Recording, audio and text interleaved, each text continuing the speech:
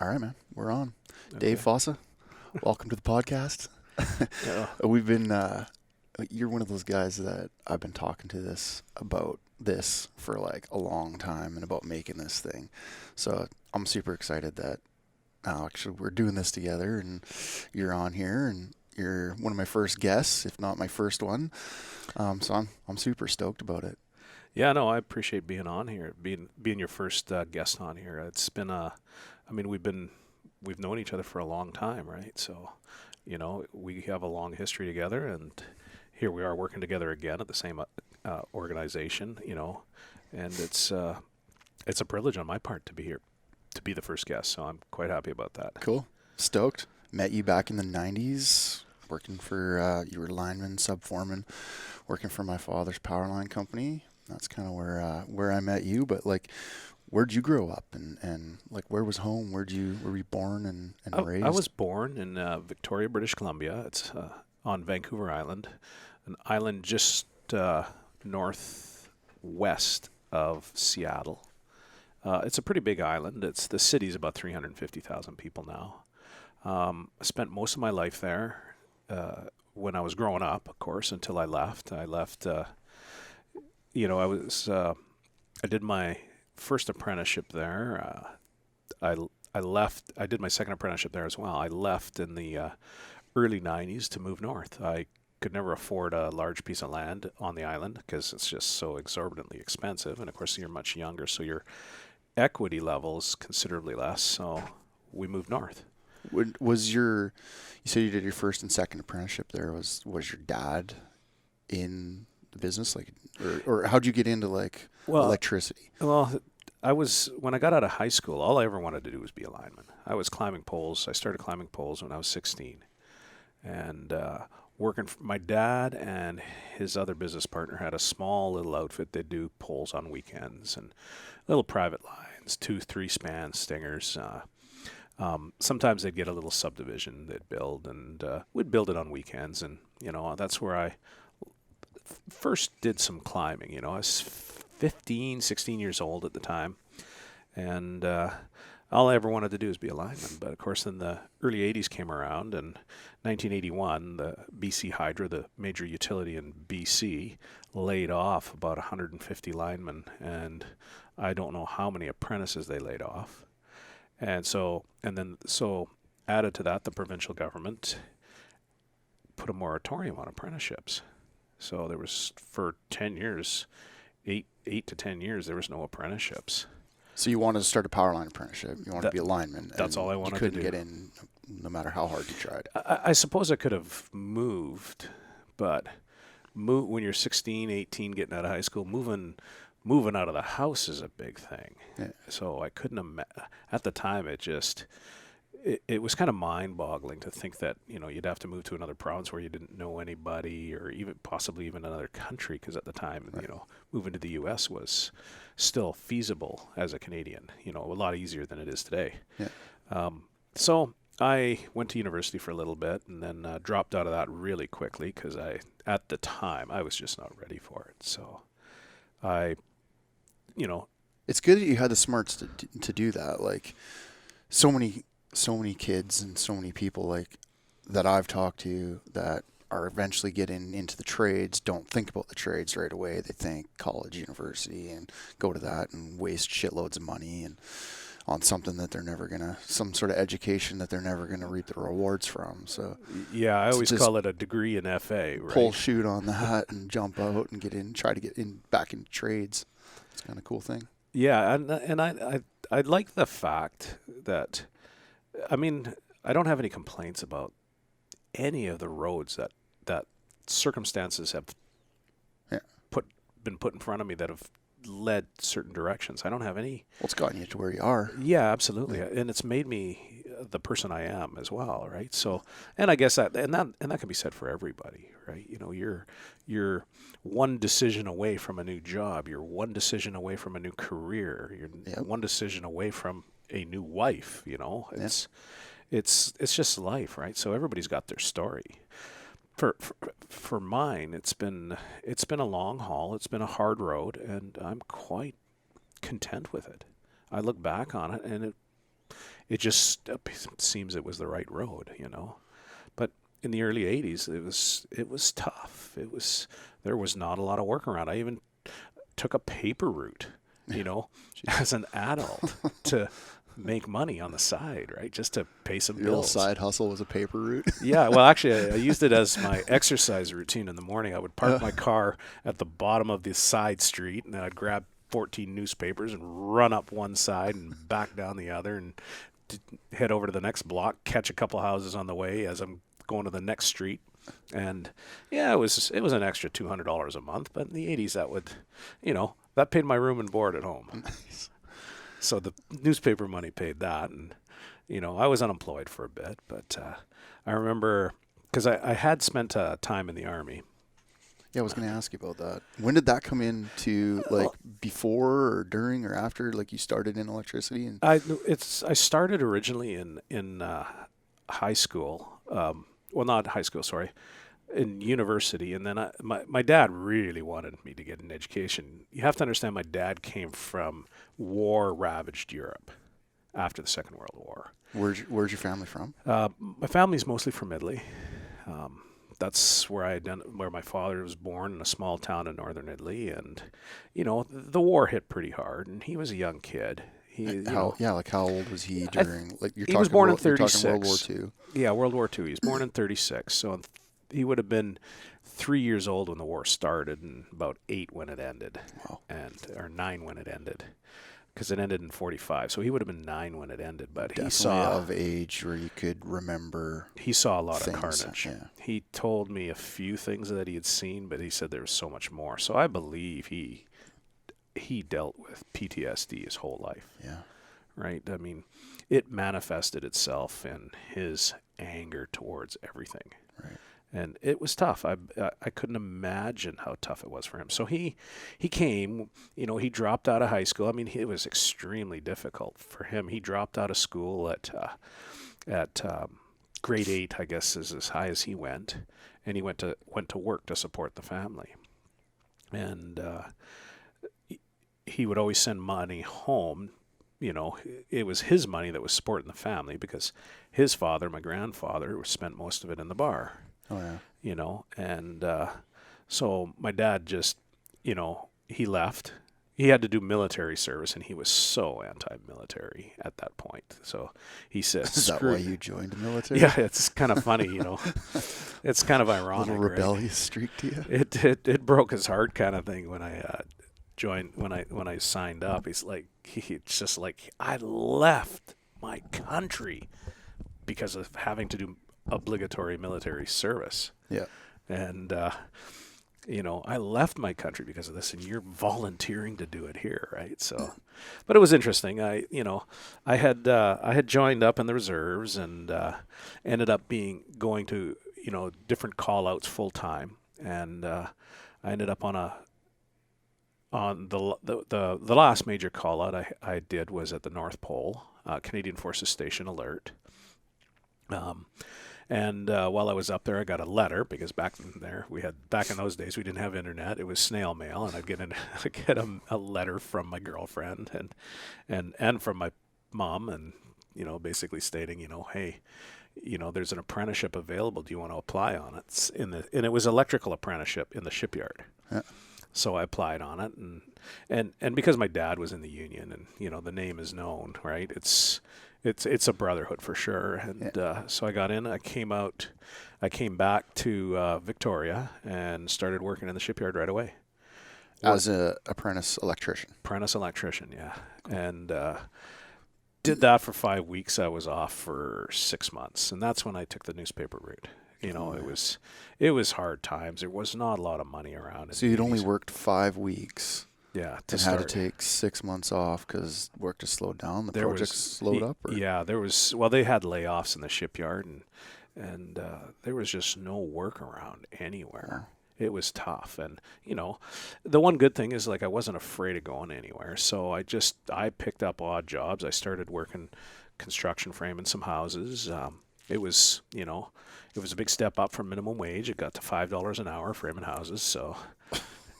What were you making as an electrician in the shipyard? Do you remember? It was at the start was $8.30, and I think it was right around there for a first term apprentice. That was IBEW? Yes, it was.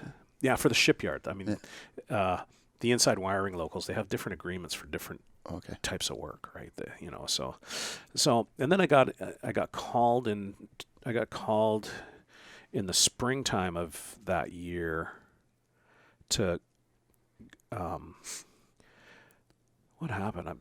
Now I'm stretching myself because we're going back over 35 years. And how long did you spend as an electrician? I did 4.5 years. I did the full apprenticeship. Yeah, absolutely. I went back. I ended up back and forth in the shipyard multiple times. So I'd get laid off. Eventually I started. You build a reputation. You find a job as an electrician. Like the union didn't like you finding a job. They like to do it. And of course, you can't sit on your ass and wait for them. Yeah. Right. So I didn't, and I'd find a job, and slowly you build a reputation. And after a couple of little projects I worked on, it was no problem finding work after that because your name gets circulated, and the island is small enough that there was enough companies that once your name gets out there, it gets out there, right? And people will hire you. Same thing today. Same thing in this trade. Nothing has changed, right? So so I did the apprenticeship. I finished the apprenticeship, and then. During the apprenticeship, I learned how to do high voltage cable, bit of splicing and elbows, and basically URD. Like what voltage? Like it was 25 kV. Just plastic stuff. All plastic. So I learned how to do that, and then working in a project inside a prison, there was a project that the company I was working for got, and I learned how to do it, and then later, the opportunity came up for my dad's company to work in to get a power line apprenticeship. The moratorium hadn't quite been lifted, but they were allowing apprentices to sign up. So work was starting to pick up. In the line trade. Yeah, in the mid 80s, it was starting to pick up, like 87. Right around 87 in British Columbia. Like I don't know. Yeah. You're kind of isolated. It's not like today where everybody knows every job that's going on all across the continent. A lot different back then. Yeah, you didn't no social media. There was no social Instagram, media, no internet, no podcasts. No, it was like you'd go down to the local corner store, pick up a USA Today newspaper, and you'd see an ad for roughnecks wanted for Saudi Arabia, right? And you'd apply, and of course it was snail mail, and you're just checking your mail every day, and you put never 25 cents in the payphone booth. Yeah, for the next 3 minutes, right? And so it was different times. So but, you started as a ground worker? I started I guess it was like a second as a helper on an underground crew. They hired a retired utility guy because the company I was working for was my dad's company at this time. Because I knew how to do the cable, and I was young, and they hired this this ex-utility guy to kind of run things, and he stuck around a week, and I was supposed to start my apprenticeship. They had gotten the unit price contract for all the underground in Victoria. And so it was going to be a good opportunity, but, with internal politics within the company kind of overshadowed things. So I said, look, I will leave. I had a job, no problem getting work. I went to work for another company doing electrician work, working as an electrician at a pulp mill. Yep. So I did that, and then I got a call. I said, look, when you guys straighten out your issues, if you want me back, I really want to do the apprenticeship. I do have the commercial driver's license, etc. I fit everything you need for this. You know my background now. Like I do have a good history, a work history. When you guys figure this out, I'll come back to work for you. So I did. They called me up. And the other thing I said, make sure the apprenticeship paperwork is done. My first day back, the apprenticeship employee from the government showed up on the site to sign my paperwork. So they actually did get it done. Oh, cool. And, you know how a lot of organizations, yeah, we'll do that. And then it's like, it never gets done. That's one thing I want to continually bring up on the podcast is, so it sounds like you took initiatives to get extra training or better yourself or learn as much as you absolutely. could or get those certifications to show that you're setting yourself apart from the rest of the crowd, and you wanted it, right? And I don't think a lot of kids or adults or whatever these days, they just kind of want that handout. They want to sign up, tomorrow and make the big bucks and be that guy. They don't go learn about electricity or go get first aid training or go get a commercial driver's license. And they don't do all these things prior to, but they just want to get. But it sounds like you were doing that. Yeah, I got my commercial driver's license the day I turned 19. I went and wrote the learning exam, the learner's exam, because you got to get the learner's license for the commercial. Yeah. And I got that. Like, I had my commercial license by October, so 3 months into the thing, I had my commercial driver's license. Because you had to be 19 to get it. Yeah. And 3 months after 19, I had it. So, did you have to take a pay cut to start a power line apprenticeship? Oh, absolutely. Yeah, I was. So that's another thing you're willing to do, right? Like making good money in a trade already, ticketed journeyman electrician. And I had a good job too. Like I was quit that to become a lineman. And get stepped back as a power line apprentice. It was a huge cut. Like I went from I was clearing, and in those days, like it was late 80s, I was taking home $1,000 a week. I remember the joke on the site was always hide and seek for $1,000 a week. I was, because it was a big project. There was 150 electricians, but and I remember I got the call to go and to get back to that company, to my dad's company, saying they got the paperwork straightened out. They've got their internal issues somewhat straightened out, right? Right. So they welcomed me back, and I went from $1,000 a week clear to $800 every 2 weeks. So it was a huge cut in pay. Yeah. Wow. Because you're starting at the bottom. And then we got, I did most of my apprenticeship doing URD. They were pretty good. Like I ended up as an apprentice running the underground crew. Back in those days, because I was a journeyman electrician, the utility, they knew who I was. They trusted my background and everything else, and the volume of work that we were doing and the quality of it was extremely high. So they were quite happy with it. So they kind of, it was just I wouldn't say a blind eye turn to it, but there was just, they let some things slide. Yeah. I was running the crew as an apprentice, and they would just pick journeymen to go with me to be the journeyman on the crew. And so what year did you top out as a lineman? I believe it was late 1990 or early 91. I can't remember. And in BC, that's Red Seal ticketed journeyman lineman. That is correct. Yeah. Red Seals. They didn't have a formal school. Like now, there's all the proper schooling, and there's an education center for it. At the time, they sent us to a place called Green Timbers, and it was just a classroom that the Union Hall rented, and we spent 3 weeks for first year, 3 weeks for second year, and third year my time had already long expired, so I had already had my hours in, my years in as an apprentice, and I was well over the time needed.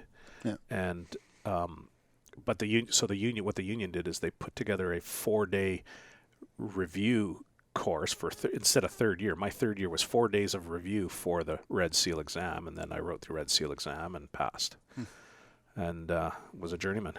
So how long did you spend in Victoria? That's where you spent time as a journeyman. That's where you did your apprenticeship. Yeah. How long before you're like, I want off this rock and I went to hit the mainland? It's funny. I mean, the minute I wasn't treated very well at the company.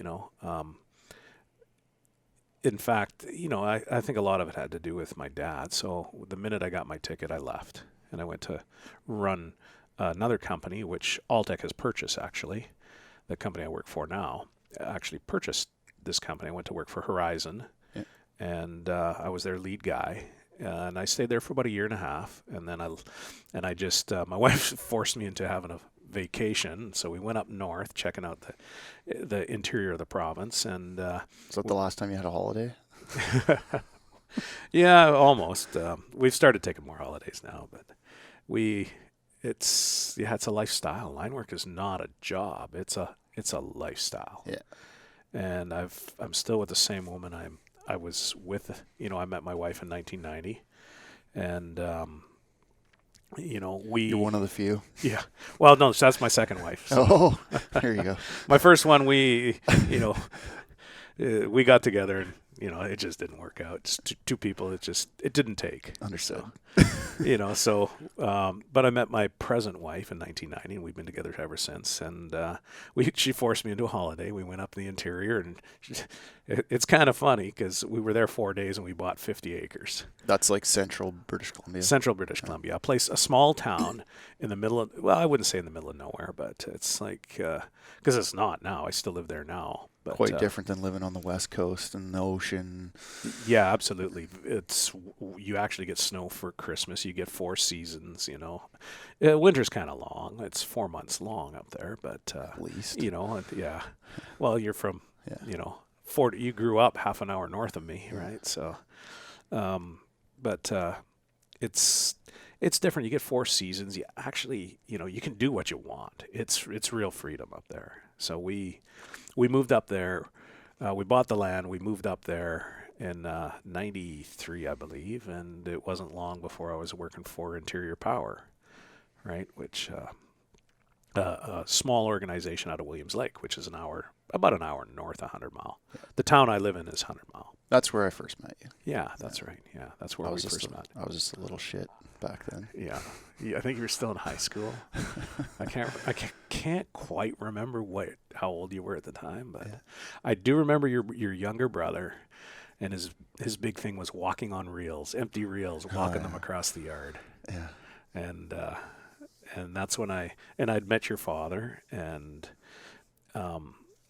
love him to death, love the whole family to death, and it's been a long road. Even it was tough money in those days. Yeah. Like there was no such thing as overtime. No, it was hair straight back. Well, if it was just because you had to do that to get the job done in order to just get paid in chickens and eggs. Like, there were hard times for everybody. The 90s in this province were also there was a short little boom in the late 80s, and that ended really quick when the lefties got in. Yeah. Won't get on that topic. No, but it was for another day. Yeah, absolutely. It was a long haul, and it was hard money in those days. There was no such thing as overtime. It was 2 guys to a room, Yeah. I remember sharing a room with your dad, and man, can that guy snore.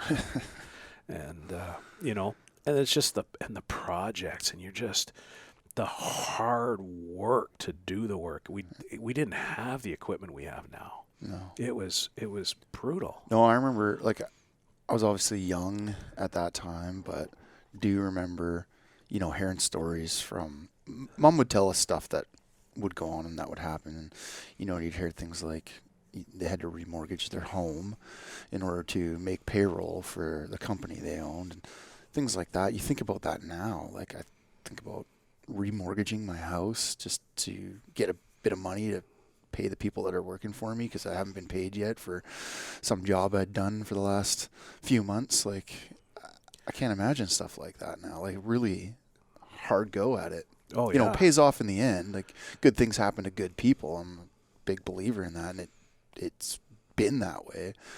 But when you're going through it, it doesn't make it any easier. No, and when you're kind of, I always felt like I'm the kid in the looking glass, looking in the candy store, right? Yeah. I've always been, the one that gets laid off, the one that gets sent packing, right? And it had nothing to do with my work ethic or anything like that. It's just the circumstances at the time, right? So I remember, in the later 90s, like about 97, I got laid off from Interior Power, your family's company, and I went to work. My wife wouldn't let me go out of town because I could find work. It was no problem getting work. I had a reputation. It was easy getting work. I was pretty good at my job. But my wife wouldn't let me go out of town, so I took a job in the lumber yard, selling lumber. Right. Actually, it started off delivering lumber and running a crane truck for them, and then then I think they had ulterior motives because, they saw my electrician's ticket and they had a big store they were going to open and they wanted the electrical done. So I did all the electrical in their store, their alarm system. I was hoping for a layoff, and they said, no. They came to me and asked me if there's anything else I could do in the store. And I said, well, no. He says, well, we're going to have a layoff. He says, oh, okay, perfect. I don't mind being laid off. He says, no. You're staying. We'll lay someone else off. It's like, well, unless you can find something else to do. He said, well, I looked up at the ceiling and said, I've always wanted to learn how to do T-bar. So they said, do you think you can handle it? And it was like half an acre of T-bar. Wow. And I thought, you know what? Can't be that hard. I don't think you hear that too often. I want to do T-bar. I'd like to learn. And so I'd love to learn. Well, I did actually. I had a basement suite in my house. I built that, and I put a T-bar ceiling in. So that's why you wanted to learn. That's why I learned it. I wanted to see. You've always been like that. Like, go do a job so that you could learn how to do that job so that you could go do it for yourself. Yeah, absolutely. In your shop or... Yeah, and that's been my whole life, right? That lifelong learner, and so I did that, and then then in 13, it was not a lot of money. I was making 13 after going from 80,000 a year, which is good money back in the late 90s. Yeah, for sure. Or early 90s, it was pretty good money. I had to go down to 30,000 a year. Jeez. So another big cut in pay. So. And I had a family and a mortgage, and How long did you end up working in the lumberyard for? I stayed 18 months. Yeah. And then that's a long haul. It is. And I finally told my wife I can't. She was she had taken the kids on a vacation down the coast, and I finally managed it because we didn't have cell phones back then. Yeah. And I managed to track her down. I knew the campsite she was staying at. She got the message. She called me, and I said, "Look, I got an opportunity to go to work in Detroit." So I went down to Detroit to work and worked a fair bit of time down there. Do you remember the local? Local 17. 17 out of Detroit, yeah. Out of Detroit, yeah. I remember it well. And I just remember showing up. I got lost because we didn't have GPS back in those days. Oh, yeah. And didn't have... Pull out the map. Pull out the map, and it's like, okay, where am I? What direction I'm going? It was a cloudy day, so you can't even use the sun to find north-south. It was, you're in a foreign country. We didn't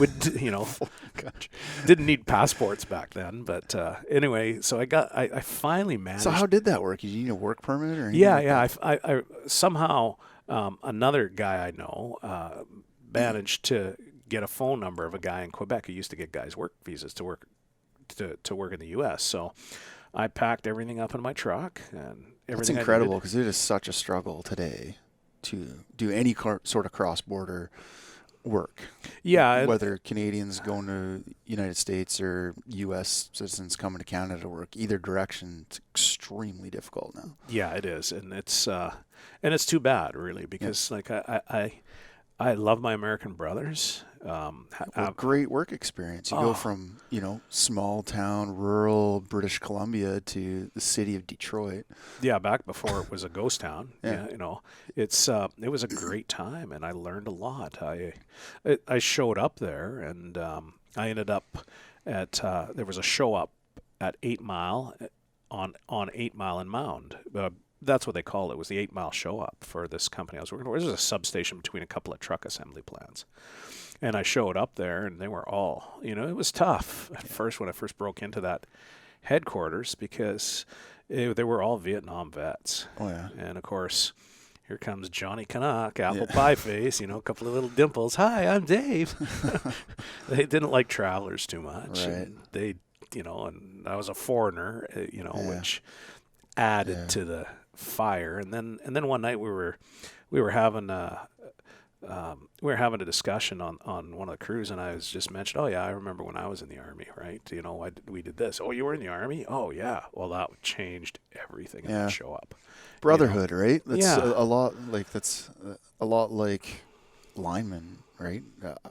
I find line work, especially in the IBW, or linemen in general, it's a lot like the military in a way where they form that special bond and that brotherhood because of how closely you work together and doing a dangerous job. It's nothing like the military in that sense, but it's a dangerous job, and you spend a lot of time working very closely with the people you're around, and you become like family. Yeah, it was an amazing experience. I went from feeling like a pariah to treated like gold by the guys, like just because I'd served my country. That's all that mattered.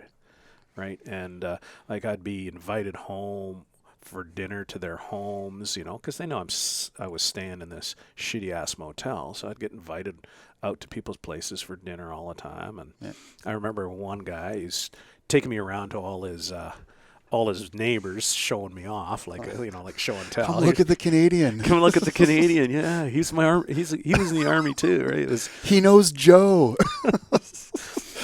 Joe from Canada. Remember that guy we met last year? This guy knows him. Yeah, it was pretty funny, and then it was time. I had finally some opportunity came back up at home in Victoria where I used to live, and so an opportunity came up there. So I left the States and I came back to Victoria to work and worked there for a year. And then had enough of that, and an opportunity came back up to go to the States, so I went back to the States to work. Where'd you go this time? Chicago. Oh, yeah. Great city. Love that city. What local there? Local 9 at first, and then in the last 2 months I went to I think the boundary was North Road, and local 196 took over. Oh, yeah. As soon as you got north, there was a number of locals in Chicago. So I worked for Local 9 for quite a while, for most of the time. And then the last couple months, I went to work for Local 196, which was on the north side of North. We were on North Road, actually, which was the border, I believe, if I'm not mistaken, between Local 196 and Local 9. Cool. So worked there. And then gloving, sticking? All gloves. Yeah, gloving. All gloving, yeah. Because just for the listeners or whatever, British Columbia is heavy on hot sticking.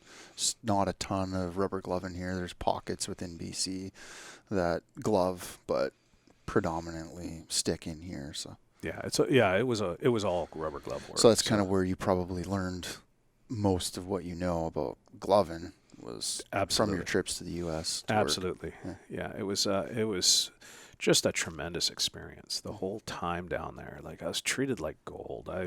I wasn't in Chicago I was working for Henkel's in Chicago there, and I wasn't there maybe 5-6 weeks, and they made me a foreman.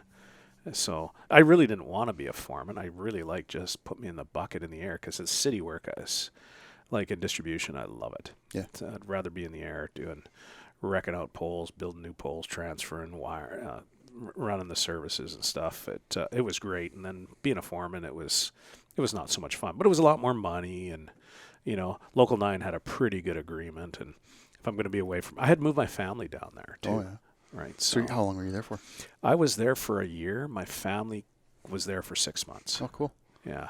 And then when it was time to get them back to Canada, we moved back together. I actually called up your dad at Interior Power and said, look, I talked to him a few times on the phone. I remember this one time there was this fight between a couple of women outside, and I was talking with your dad on the phone, telling him about the place and what it was like down there. And there was this cat fight between a couple of girls, and he was asking what the screaming was going on. I was looking out the window, and there was the landline. We still didn't have cell phones then. Yeah. Well, I think we had a cell phone on the crew by then. It was in 2000. So. The boss had it. The boss had it, yeah. Nobody else had a cell phone, so it was, yeah. And then, so I gave your dad the first option to hire me back, and I said, look, I'm either going to I'm coming back to Canada to work. I can work for you, or I can work for your competition. You make that call. He said, no, you're coming here. So I did, and never looked back. Right, worked for another off and on 4 years, but then but life changed one day when we had an incident on the crew. Myself, another lineman, and then a ground guy we had, and the whole world changed. I had a chip on my shoulder at the time, and came back after coming back from the States. It was. You get a bit of an ego. You're a foreman down there. You got, at one point there, I had 12 crews I was looking after, on a big storm. And I could see how that could happen. 2 tickets. You've been, traveled a few places and been doing it for a while. Yeah, you kind of gather experience along the way. Bit of ego right? could trickle in. Yeah, absolutely. And that's a lineman trait. It serves us well, but sometimes it can be a detriment. And I was working for your dad, and we got sent down to Vancouver on a storm, and we'd already put in a 8 or 9 hour day. And I remember you were working there. Yeah, I remember that. That's when I came back into the picture. Yeah. Started an apprenticeship. Yeah, which I wasn't with you at the time, but No, I remember you really wanted to go down Yeah. to on that storm, and I really didn't want to go because yeah, we'd already I put in. remember. I remember. You know, you hated it. You didn't want to go down on it. Yeah, You'd already been working for a while, and we didn't want to go parachute into the city and yeah. start doing storm work. It just wasn't what you wanted to do. No, and then but we went down, and the first call we got, it's like now it's like 11:30 at night in the pouring rain, so it's dark. The first call we got was a phone drop across the three-phase, and it was kind of odd. It was across all three phases, and it was 25 kV, and you could hear it buzzing away. So the tracking was going on, and we called the control center and asked for an outage, and they asked if we could do it hot, and I said we could try, and that statement and that guessing of the outcome was where the mistake happened, right there. When you reflect on it, and it's like that episode still haunts me. It changed my life forever. It definitely erased the chip off my shoulder. What happened is we went up in the air, we assessed it, we went up, myself and the other lineman, and of course, remember, PPE wasn't a big thing back in those days too. Yep. Right. This was like it is now. Yeah, it was in 2000, and I think it was 2001. Because I had just learned, or it was the next day, but my godfather had died the next day. So, but back to the incident, like we went up in the air, and we just kind of assessed it, and we thought, okay, well, we'll go over here and we'll cut this portion here, right? Maybe to give the listeners a bit of background is the telephone. The main line of the telephone was on their own poles on one side of the road, and the utilities poles were on the other side of the road. But there was a phone drop from the phone side of the road. It hit a J hook on the utility pole, on the hydro pole, on the three-phase pole, and then carried on to the house. And something had happened on the telephone side, and it snapped the phone drop, and the phone drop slingshotted across the road up over top of the three-phase. Okay. So now it's over top of the three-phase, down to the J-hook, all the way to the house. Right. And there's a big tail on both sides. Or there's a tail on the one side, and it comes down around to the J-hook on the other. So we went up there, and we decided, okay, we'll cut this side, and then carefully lift it around. And you could hear it buzzing away. And the utility, when I asked for an outage, they were reluctant. They'd already had 300,000 people out of power. The last thing they wanted to do was drop a circuit. Yeah. And so they pressured me, and I think that's kind of what saved my ass a bit. But anyway, we went up there. We just touched the phone drop, and it vaporized in front of our faces. And of course, at 11:30 at night, your pupils are dilated. You don't have safety glasses on, and the whole sky lit up, and it didn't. We'd picked up a permit on the line, but it didn't drop the circuit. The protection never operated, so it was a huge ball of fire. Wow. I couldn't see. I was blinded.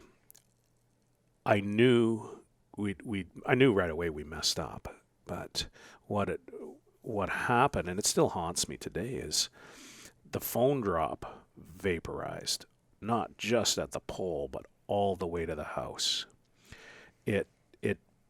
And on the side of the house, the Cablevision box and the telephone box, they share a little ground wire, right? It vaporized, it blew the boxes off the side of the house. It vaporized all the telephone lines within the house. And it fried, of course, so it found ground too, and there was a potential rise, and it fried all the appliances in the house. And then the homeowner came out screaming. I bet. Yeah, and what haunts me is it could have killed somebody. I could have killed somebody by that decision that day. Yeah. Now, there are a lot of factors that led up to that decision, but still, I could have killed somebody that day. And I had so backing up, thinking about it, I had a bit of a chip.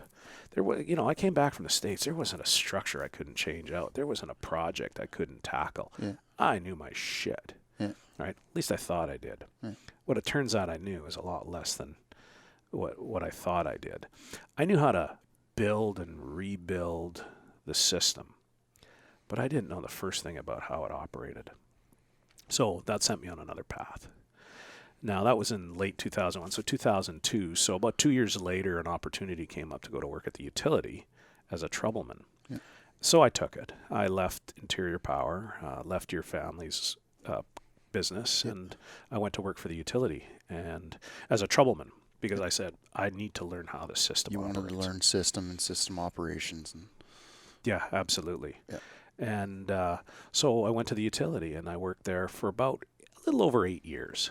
And I had a number of roles there. It was the best move I ever made. I ended up involved as a troubleman for 2.5 years. So you learn in Metro Vancouver, which is a big city. First response. How to deal with incidences and make it safe. And switching. Outages, fatalities, electrocutions. I saw my share of dead bodies, people being electrocuted. Took enough objects off the three-phase or power line, to see what the damage and the carnage that can happen with the bodies of the people that we found, and as well as just the infrastructure and how bad it was at the time, right? And it's a lot better now. They put a lot of money into the system, but just to chase around the city, and you're by yourself. You're on one manor, what we called. And they called us shifters, but we were troublemen.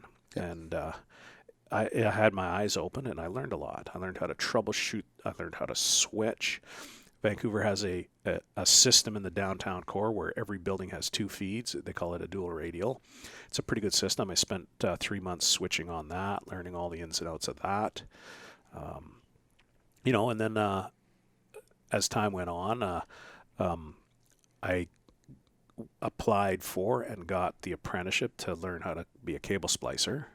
So I went and did that apprenticeship, which was good, because you got the full pay as a lineman, right? So you get so it's a completely different trade. Completely different here trade. As well as a lot of other places. Yeah, I would argue it's, depending on the type of work. For distribution, I would argue it should be just an additional, like an endorsement on your lineman's ticket. Yeah.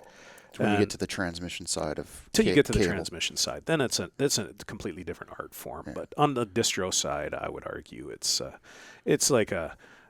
So was yours mainly a distribution cable? I did do some transmission work, but the I don't have a cable ticket because there is no cable ticket in this province. Right. But I did. Can I wipe lead? Can I splice lead? Can I sweat connectors and plastic, of course? And no problem. I've got well more than my hours needed for the apprenticeship, but I left the apprenticeship, and then because I finally got an opportunity to have a permanent job in my hometown of 100 Mile. Working for the utility. Yeah. So you have that 6-minute commute to work, and you're making really good money. And didn't you do some management at some point there too? Yeah, I did a little bit of relief management in Metro Vancouver. Okay. But I took the job back at home because that was my whole goal, to get home. And I finally got home, and I was so bored. Being the character I am, right? It's like, I would come in the morning. It was the only time in my life that I never showed up early to a job. I'd show up at 1 minute to 8. And that's so out of character for me. But it's how you feel, right? And it's like, okay, just what truck am I on? What am I going to load? And, well, what are we doing today? And it was like, okay, well, we're going to hang a transformer and we're going to run a service because it's all rural. Yeah. Oh, what are we doing this afternoon? Well, this afternoon we're going to, it's going to change it up a bit. We're going to run a service and hang a transformer. And 3:30 hits, we got wired down. Where? Out Mahood Lake or Big Bar. So now you got a 2-hour drive in a bucket truck to go put 2 spans of 2A up in the air, single phase. It was boring. Every third or fourth weekend you're on standby, so you can't even have a beer after work, right, for the whole weekend. So I lasted there I saw a bid come up on the board for a trades trainer, and so I threw my name in on it, never thinking I'd even get a call on That's it. with the utility? With the utility again, and I never thought I'd get an opportunity because from my perspective, it appeared like it was the old boys club. Right.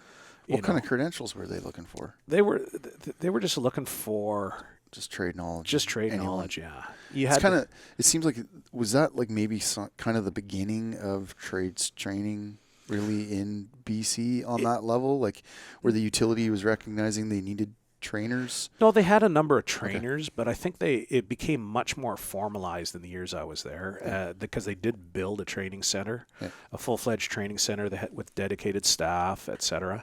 I wasn't hired by the trades training group. I was hired by strategic HR.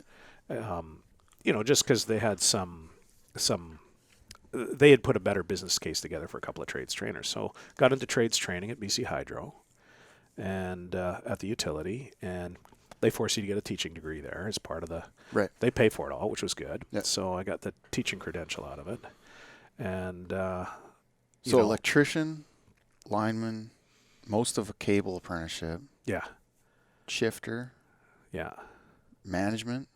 Well, yeah, that was some relief management. Yeah, I did relief just management. Like I did relief management during the whole time. Like here and there, I'd step up. Yeah. Just because I was that kind of guy. I stepped up and volunteered for many different projects.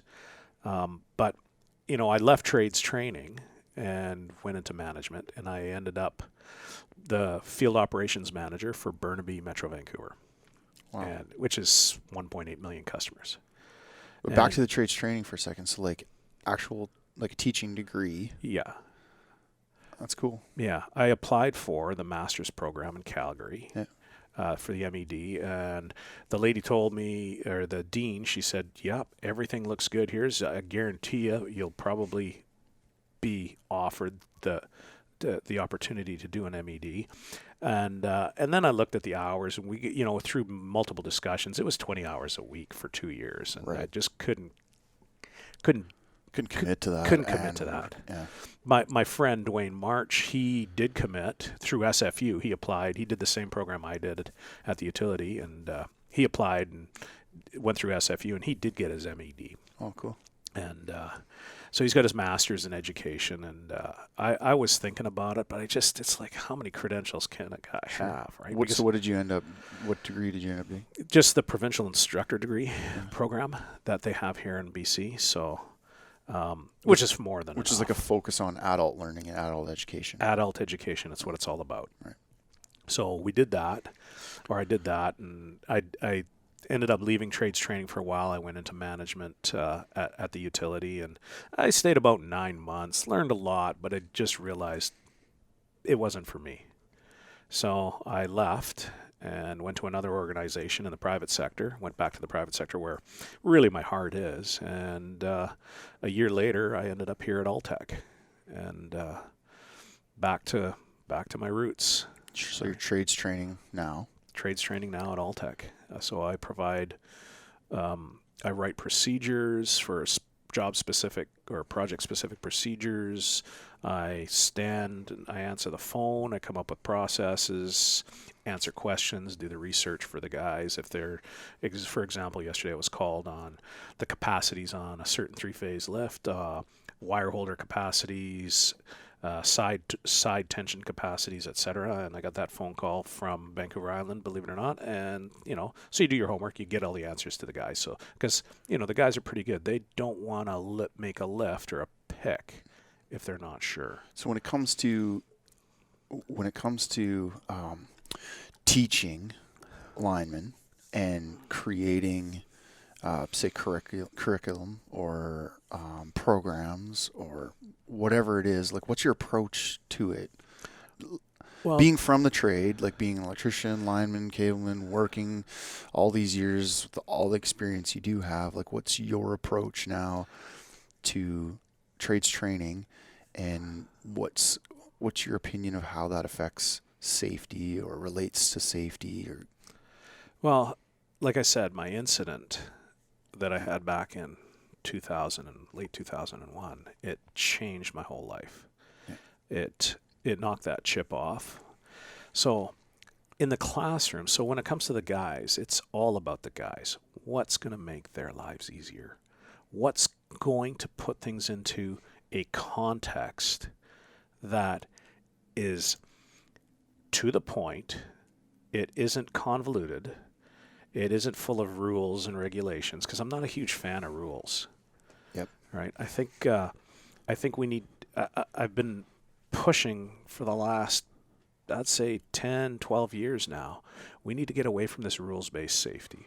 We need to get to principle-based Well, safety. this doesn't work. It doesn't work in our trade. No, it doesn't, because you can't follow. You can follow rules, but every rule has a deviation, and if you don't know how to deal with that deviation correctly, you're going to end up with an incident like you had. You mix in a few other things like ego or whatever, but yeah, absolutely. you got to get a job done sometimes, and you need to deviate from what compliance safety might place in front of you as a procedure. Yeah, you got to know how to deal with that, right? Yeah, I liken it to a computer program. Rules are like subroutines in a computer program, right? You get too many subroutines, and sooner or later, a conflict arises in the subroutines. And when subroutines have conflict, the computer goes into this endless loop, and it can't get anything else done. So that's what rules do. And the organizations I've worked for have so many rules, some of them, that they conflict, so that you can't get anything done. So I'm not a huge fan of rules-based safety, because you'll always get guys that will shut a job down because we're not following the rule. So I'm a huge fan of principle-based safety, and to coin it correctly, like borrowed from a discussion I had with another gentleman who's also was a trades trainer. It's like, what are we trying to accomplish out there? Are we trying to follow all the rules, or are we trying to work safely? We're trying to work safely. So we need to apply the principles and the foundational aspects of the trade, but to have a hard and fast rule for anything is always going to get, the rule will always get broken, because something else will factor into it, right? Like grounding and bonding, or limits of approach, mad distances, right? You're just always transformation, rigging. There's always something that factors in that limits what the rule was intended for.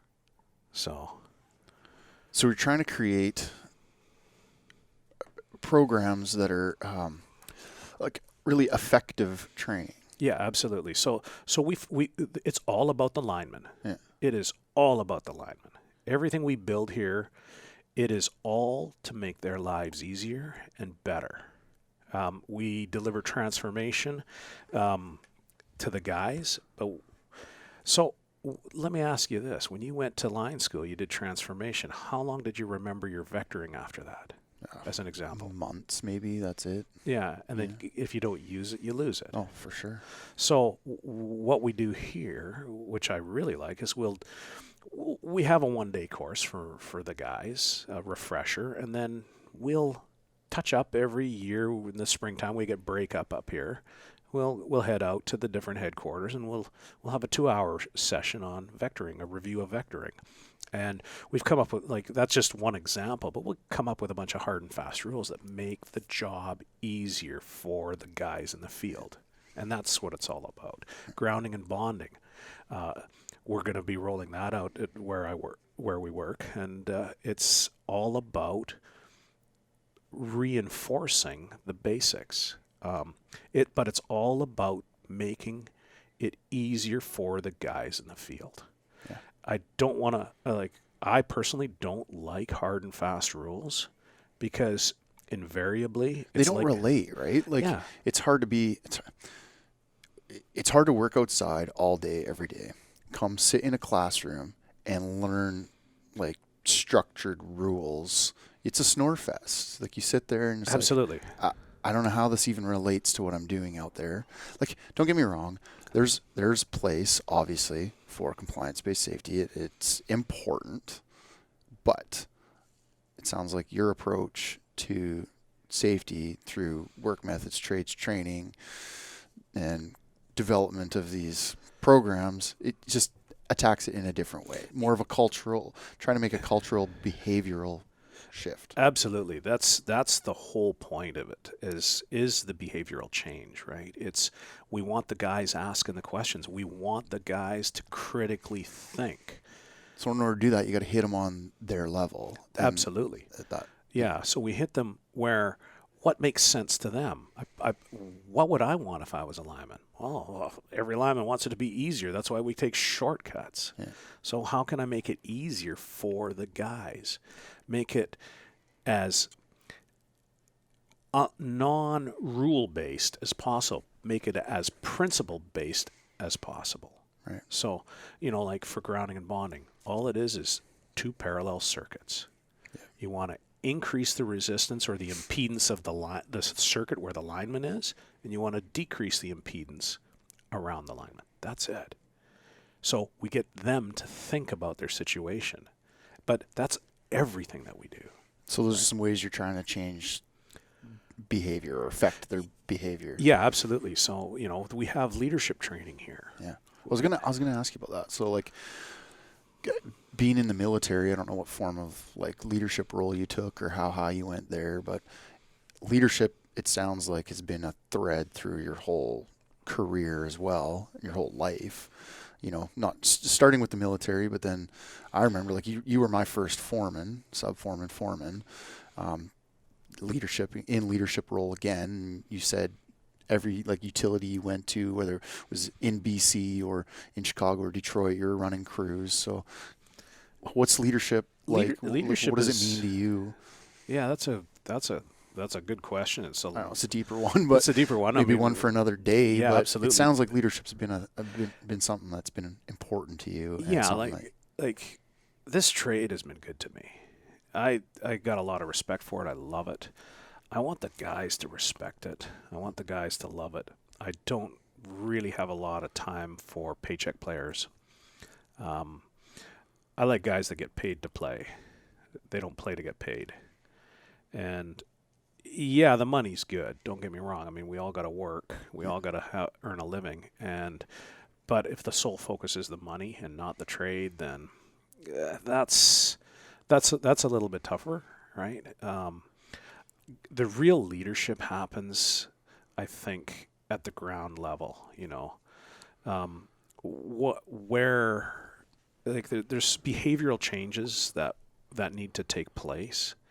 The one thing I do notice is like the generation today, they treat each other a lot better than we used to treat each other. Yeah, I was just talking about that with somebody yesterday, somebody from the trade, another lineman, old school guy, just talking about old school ways, just getting screamed at, Yeah. And we're talking about how that's kind of phasing out in like my generation or even younger. They just won't put up with it anymore. No, like and I think that's a good thing. Yeah, me too. Now, there's it other makes some softies, but in some ways, and some people that this is kind of the struggle for me, and what I've noticed is when it comes to leadership positions now, there's not as many leaders. There's not as many guys. So I don't know if that's what made a leader or what, but it seems like nobody's wanting to step up and take over leadership roles, and I don't know if it's just they're not being incentivized to do it, and that's what they need. That could be part of it. Training. It's a whole demographic that, life is good when you're a lineman. You got no responsibility. You're making a great paycheck. Do I really want all that aggravation in my life to take on a leadership role? For $2 an hour more. $2 an hour in the pickup, or whatever other perk you get along. But what I want to get, and I think you're on the same page as me because we talk lots about this, but leadership shouldn't mean that you're just a general foreman or a foreman or a sub-foreman. Leadership is in line work. Leadership is in groundwork. Leadership is, if you're there and you're the highest ranking guy, no matter if you're just the ground worker or the group of ground workers, somebody's got to lead that group. Yeah, absolutely. Somebody's got to make decisions, and that's So what people don't understand. Is like leadership doesn't have to mean. leadership is action. Yeah. Leadership is doing. Leadership is walking across a parking lot, finding a piece of garbage on the ground, and picking it up and not walking by it. That's leadership. Yeah. That's where it starts. Leadership is, you'll hear guys whine and snivel, and it drives me nuts. It's like, well, somebody's got to do this and somebody's got to do that, and yeah, okay. All my life I've heard this, but I've never taken that approach. I've always somebody's got to do this. Well, I've taken the approach of like, if I don't do it, who will? Yeah. So I just do it. Yeah. I always do it. Always step up to that, right? So, so I think that's where leadership, and we should have a good discussion on leadership one day. No, like this is probably a good place to wrap this up. This is a good start. Like you're obviously going to be a guest that's reoccurring on the podcast, and I want to dive into all of these topics with you because you've got a lot of great, just from our conversations previously, you've got a lot of great input on things like leadership. 100 podcasts. Yeah, Like, well, you listen to all these ones like Jocko and all these other podcasts out there on straight up on leadership. They go on. Yeah, no, absolutely. Forever on this topic. So I'd Yeah. love to dive into the topic more with you. For sure. And like in the company we work for, like they're very proactive towards the leadership and for sure and building leaders and it'll allow, in the position I have here at Altec, it's allowed me to dig deep into these things, because how else are we going to mentor these guys? Well, I put up a good quote the other day that leaders don't produce followers, they produce more leaders. And that's kind of what our approach is here. Yeah, absolutely. We want people to step up. Yeah. We encourage it. We encourage people to ask the questions. Yeah. But we also encourage, and this is the important part, we encourage them to come up with solutions as well. Yeah. And I think that's critical, because now they're starting to show leadership, right? Don't just point out problems, point out solutions. And that's part of that cultural shift we've had here, and it's really starting to take off. So you read books? Do you read yeah, books, mostly online, but I'll read papers. I think would be a better term. Like I'll read a 30-page paper on leadership, or a 30-page paper on financial situations. I watch lots of YouTube videos, like everybody does, right? So do you have maybe you do, maybe you don't, I didn't really ask you this beforehand, but do you have any recommendations of anything to jump into on leadership or whatever? I'd definitely watch some TED Talks. Yeah. Jocko's on there. I wouldn't hesitate to recommend Jocko's podcasts and on leadership and stuff. I've listened to some of his books. So because I'm on the road a lot for the different headquarters, like for the listeners out there, British Columbia is the province I work in, but we also look after British Columbia is like half again as big as Texas, so it's 1.5 times the size of Texas.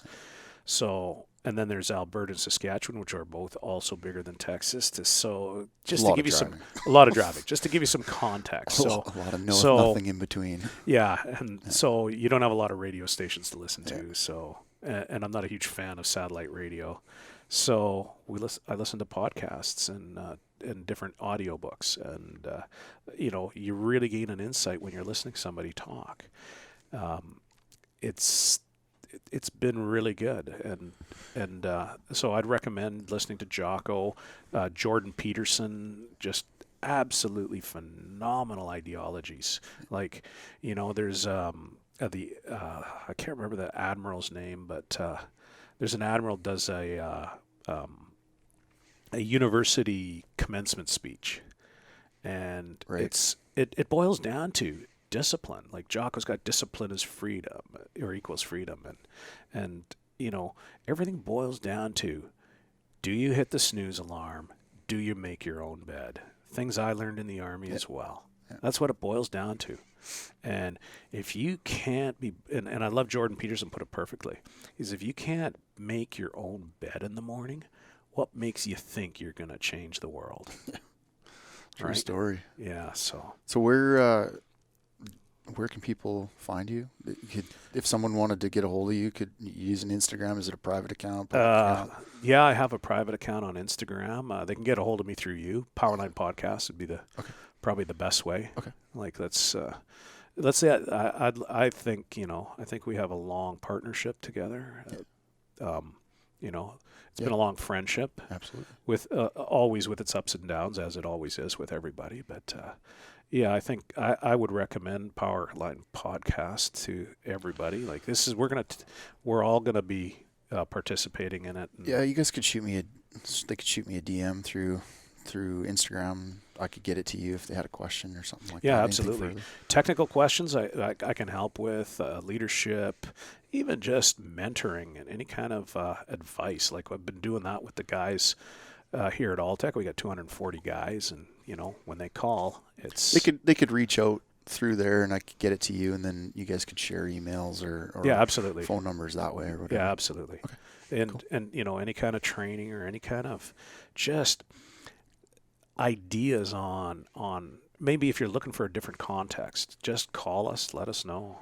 They can find you on LinkedIn too, right? Yep. Like if you I'm wanted on to start LinkedIn. a conversation that way. Yeah, you can find me on LinkedIn. I'm on there. So. David Fossa. Fossa. Yeah. Gotcha. Cool. So yeah, anytime. Cool. It's all about the trade and making it better. Well, I appreciate you being on the podcast, and look forward to doing this again soon. Yeah. Well, thanks for having me, Ryan.